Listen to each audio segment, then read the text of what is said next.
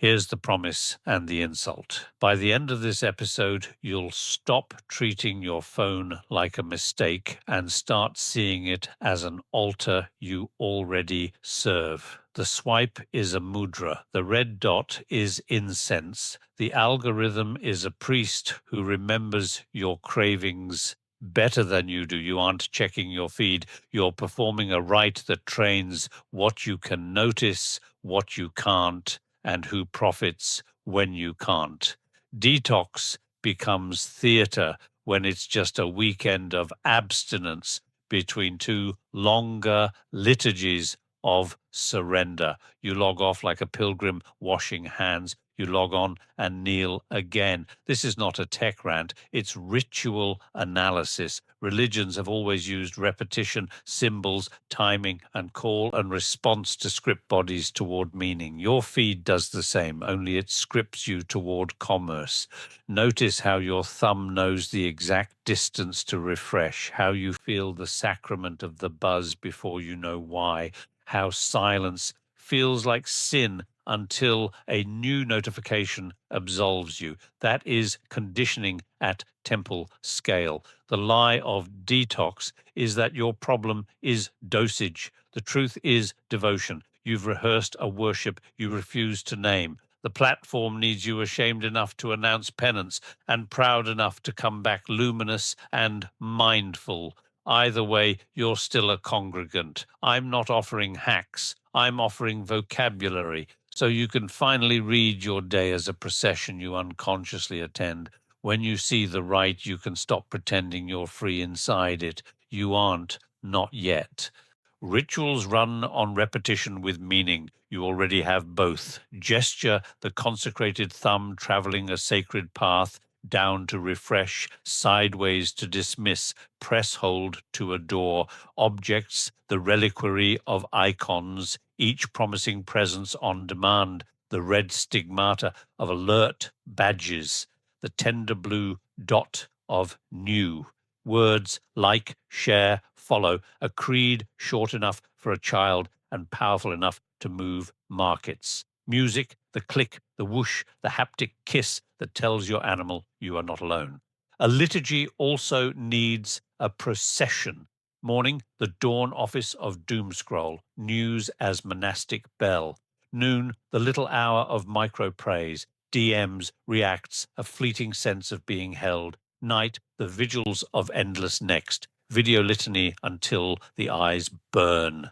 Feast days, product drops, scandals, live streams. Fast days, taking a break and posting about it. The calendar is kept for you by systems that study when you are weakest and make that hour holy. Where is meaning? In metrics. Ritual promises a score. Merit, grace, enlightenment. Your feed offers views, follows, watch time, a sacrament that converts attention into status and status into leverage. Even your moral outrage becomes a right. Stand, declaim, be witnessed, feel cleansed. The platform supplies the congregation, you supply the heat. Call it worship without a theology. The point isn't to mock, it's to recognize that any ritual, sacred or profane, rewrites the nervous system. If you won't name the rite you are already practicing, you will mistake your trance for freedom and your conditioning for personality. Priests, listen, remember, prescribe, so do recommenders. Each pause is a confession. I am tempted by this. Each replay is a vow. I will return. Each dwell becomes scripture against which future sermons are tuned. The engine never scolds, it forgives by offering you exactly what dissolves dissonance in the moment. If lonely, faces, if angry, enemies, if tired, softness, if proud, mirrors. Salvation equals scroll until the feeling names you. That's pastoral care at industrial scale. You think the algorithm is neutral? It's pastoral with an ulterior motive. Keep you in the pew. Its homily is simple. More novelty when you ache, more certainty when you fear, more edges when your tribe is online, more fluff when it's late and you're alone, That flexibility feels like compassion. It is merely competence at maximizing your presence. In older temples, the priesthood policed doctrine. In this temple, the priesthood polices arousal. There is also penance, the recommended cleanse that lets you fail nobly, curate your feed, mute negativity, practice mindful use. Lovely phrases that convert structural incentives into personal responsibility, a moral rearrangement that keeps the building intact. Perhaps you have noticed your best settings die under fatigue. That is not a character flaw. It is the discovery that willpower is a candle in a factory. I'm not blaming priests. I'm naming power. When care is calibrated by profit, rituals tilt, not toward evil, toward engagement. Your animal can't see the angle. It feels like home because it was measured to your pulse. Why do detox posts perform so well? Because they deliver the oldest drama: sin, confession, purification, return. You announce exhaustion, the apps are toxic, hint at revelation, time away to reconnect, and promise resurrection, see you with better boundaries. It feels sincere because it is. It converts because it's content. The platform converts even your renunciation into signal. Comments rise, DMs bloom, the graph smiles. Your leaving becomes a march through the nave, witnessed by all, monetized by many. 3 costumes dominate. Penitent, I was addicted, pray for me. Reward, absolution via hearts. Productive, I'm optimizing deep work ahead. Reward, admiration from hustlers who also never sleep. Pure, I'm above the noise now. Reward, subtle status as the one who gets it. Each costume sells a story where the problem is you, your discipline, your standards, so the architecture can keep shining. Detox theatre also relieves guilt without touching governance. You feel clean because you suffered privately for 3 days. You return to the same ritual calendar as if the rite did not already own your mornings. The engine is delighted. It got your confession, boosted your penance, and now enjoys your triumphant homecoming with a friend or two who discovered you through the drama. I am not mocking your need for rest. I am refusing the lie that the opposite of capture is abstinence. For most people, the opposite of capture is ritual literacy, the ability to name the ceremony you're doing and the God it serves.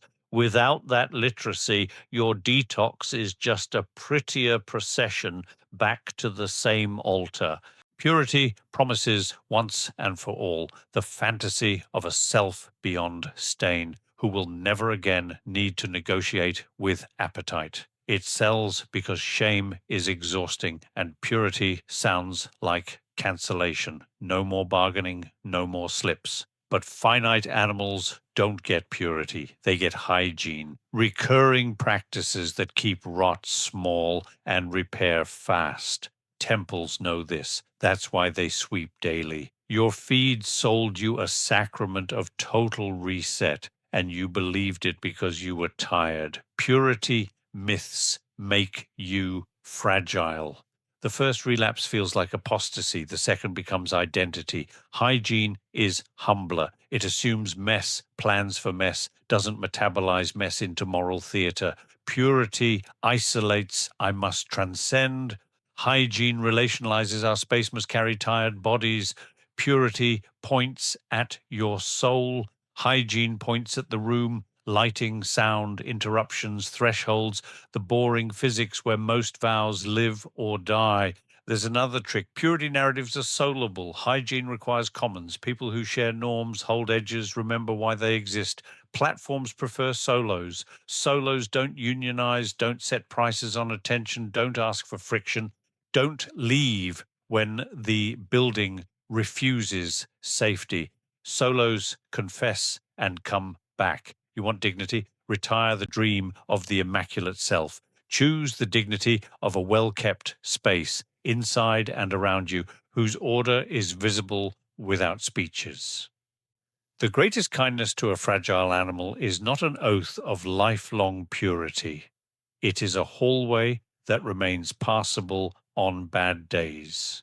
Rituals don't ask what you believe. They train what you do on reflex. Your feed's reflexes are simple: outrage for reach, envy for retention, novelty for dwell. The kleshas get venture funding. Craving is the engine of next. Aversion is the engine of share. Jealousy is the engine of optimize your life. You call it culture, your body calls it curriculum. After enough repetitions, even silence tastes like deficit. Why am I not lit? Consider the micro rite of refresh. It's a ritual of petition. Ask, receive, ask again. The deity is intermittent reward. The blessing is the notification bell. Consider the rite of comment war. It's a ritual of belonging. Prove you are one of us by burning one of them. The deity is purity of tribe. The blessing is internal heat.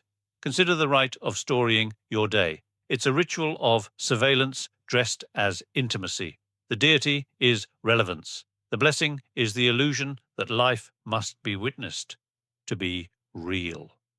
Over time, these rites write priors into your nervous system. That meaning arrives as metrics, that contact equals content, that relationships exist to be curated.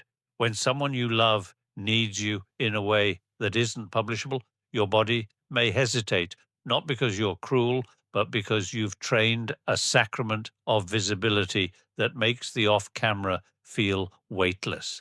That's the quietest violence of the feed. It edits what counts as real. No detox can unwind that in a weekend. Literacy can. Name the God your reflex serves. If you don't like the altar, stop kneeling, even if you keep the room. I promise no hacks, so here is architecture, not advice. Every powerful ritual answers 4 questions. Who convenes? What costs? Which edges? What for? Your feed answers them for profit. Platform convenes. Your hours pay. Edges are porous by design. Purpose is attention kept. Sacred traditions answer them for meaning. If you refuse both buildings, the default wins. Re-ritualization means making meaningful costs visible again. Sacred rites cost time, posture, sometimes social face. Your feed removed the felt cost so you could give more than you knew. Re-ritualization restores friction on purpose, not ascetic pain, but remembered price. It also restores edges when a rite is in session and when it is not. Who gets to knock? Who carries cleanup? How witnesses confirm that something actually happened? Most of all, it restores telos, the what for. If your feed is a rite, what is it worshipping? If the answer is me, but shinier, of course the engine can capture you. If the answer is us, but safer, you will start noticing how much in the building militates against safety, the always-on doorbell, the collapsing sense of a finished day, the obligation to be a host while hoping to be held. I'm not telling you to smash your phone. I'm telling you to stop pretending you're secular. You have rituals. You have gods. If you won't pick them, someone else already did. You can keep confessing your screen sins, or you can name the altar and choose the God. Your feed is not a mistake. It's a ceremony that harvests mammals by making them sing to mirrors. Detox won't save you if the temple owns your calendar and your shame decorates its walls. Literacy might the kind that measures devotion not by how long you stayed away, but by what your attention purchases when you return. Safer rooms, quieter nights, fewer ghosts. So retire purity oaths that collapse on Tuesdays. Keep the phone if you must. Refuse the worship you did not consent to. Stop calling exhaustion a lifestyle and penance a brand. If presence matters, let it cost something you can name and defend.